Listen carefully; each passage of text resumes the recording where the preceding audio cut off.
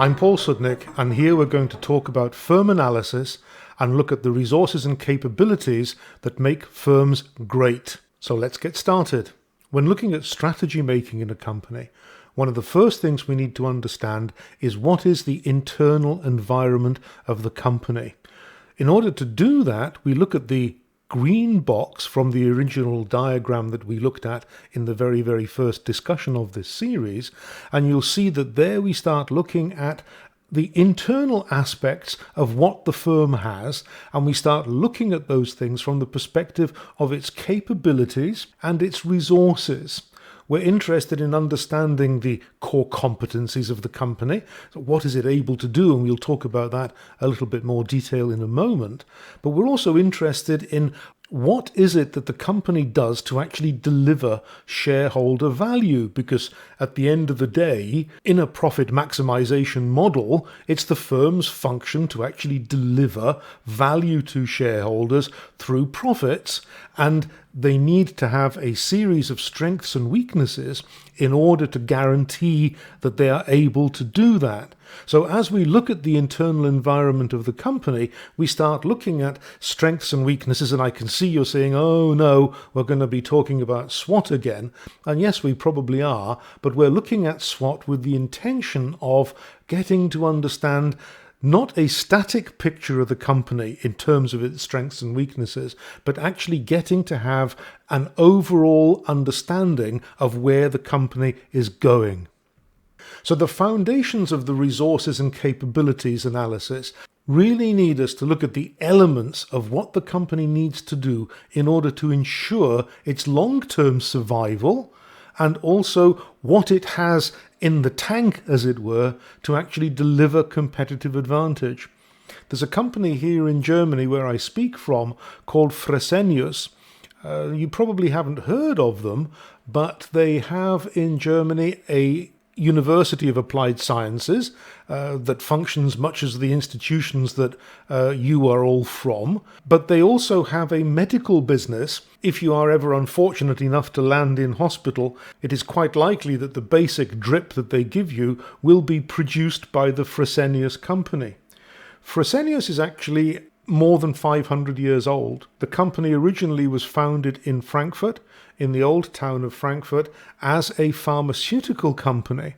And although ownership has changed in the 500 years, the company can trace its roots right the way back to that pharmacy in Frankfurt, all the way to today's very modern high-tech medical company with an educational offshoot. The company has certainly demonstrated over that 500-year period an ability to survive and to maintain competitive advantage by changing the nature of its business. And it's done that by marshalling resources and capabilities. So the resources that a company uses are the assets that the organization has or can call upon from partners or suppliers. The slide here helpfully says that we can look at these as nouns, if you like, so things. On the other hand, the capabilities that have to come into play are sometimes referred to as competences, and these are about the way in which these assets, the resources that the company has amassed, what do we do with the resources? And again, the slide helpfully points out that these may be seen as verbs or doing words. Whilst Fresenius then is an excellent example of a company that was able to adjust its resources and its capabilities to maintain a long corporate life of over 500 years, there are of course examples of companies that do not do quite as well as this. I think particularly of Nokia, for example, who in the early days of their existence did an excellent job on adapting the resources and the capabilities, because I'm sure that you all know that Nokia started life as a Finnish Wellington boot manufacturer. And then they moved from making Wellington boots to making tyres, so you might say boots for cars. And then they made that huge jump from being a tyre manufacturer to actually going on to make electronic goods and to dominate the market for mobile telephones throughout the 90s. Sadly, they were not able to make that next jump from physical keyboards to digital keyboards that we're familiar with in our smartphones today. And so they lost the resources and they lost the capabilities that had up to that point given them competitive advantage. So here we have two examples, the example of Fresenius that have proven themselves to be a long-living company, and the example of Nokia that were doing an extremely good job on adjusting their capacities in terms of resources and capabilities, but ultimately were not able to make that final leap into digital keyboards, and they were taken over by companies like Samsung and Apple, who today dominate the market. And to the best of my knowledge, the brand Nokia today is part of the Microsoft stable. So if we move on from a discussion of the resources and capabilities and how these transform themselves into successful companies, and the two examples that we just looked at, we should go on and look at how capabilities can become redundant. And we've mentioned Nokia in our discussion earlier on, but I think also the example of the way in which the internet has changed business dramatically is a way in which capabilities can become redundant. I, for example, for a number of years now book travel using a website called Expedia. I'm sure all of us use a website called Amazon, which basically now becomes the main retail channel of convenience. And both of these businesses have entered into areas that were dominated, in the case of Expedia, by standard travel agencies where you walked into a physical shop, you looked at brochures, or you booked your business travel, perhaps even by telephone. But essentially it was a face-to-face transaction. Amazon began to move into an area that was dominated by bookshops, specialty bookshops, where you could get any book that was available on the shelf, or you could order the book that you wanted, and it might take a couple of weeks for that book to arrive. Amazon will now deliver that book to you probably within 24 hours. So essentially the capabilities of the traditional travel agent and of bookshops, they still have the capabilities. Travel agents can still book you travel and bookshops can still sell you books.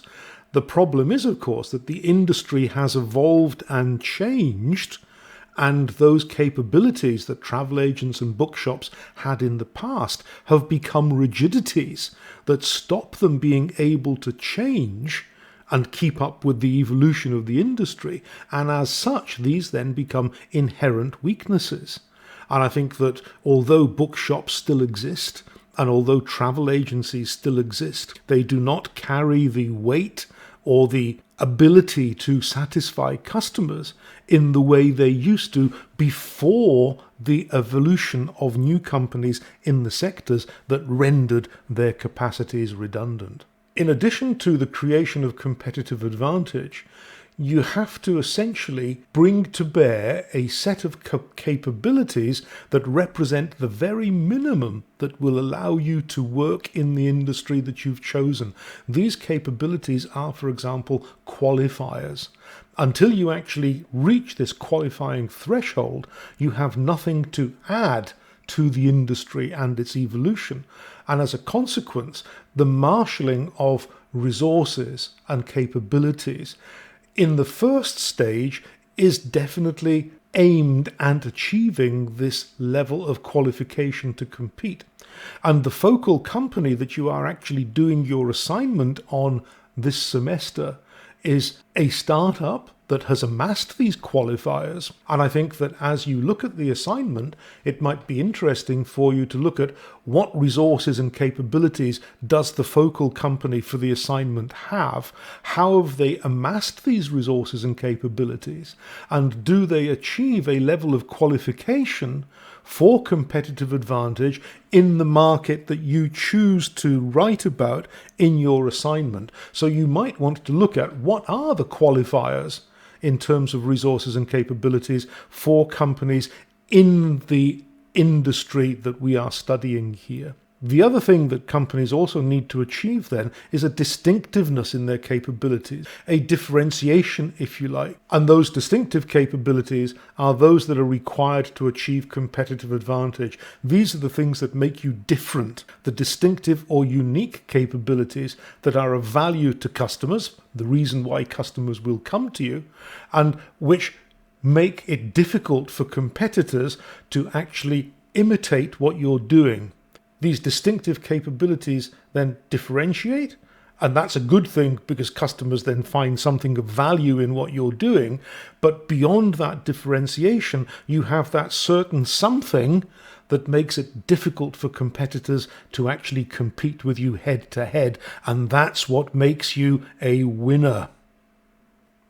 There are a number of ways then to look at the strategic capabilities and competitive advantage.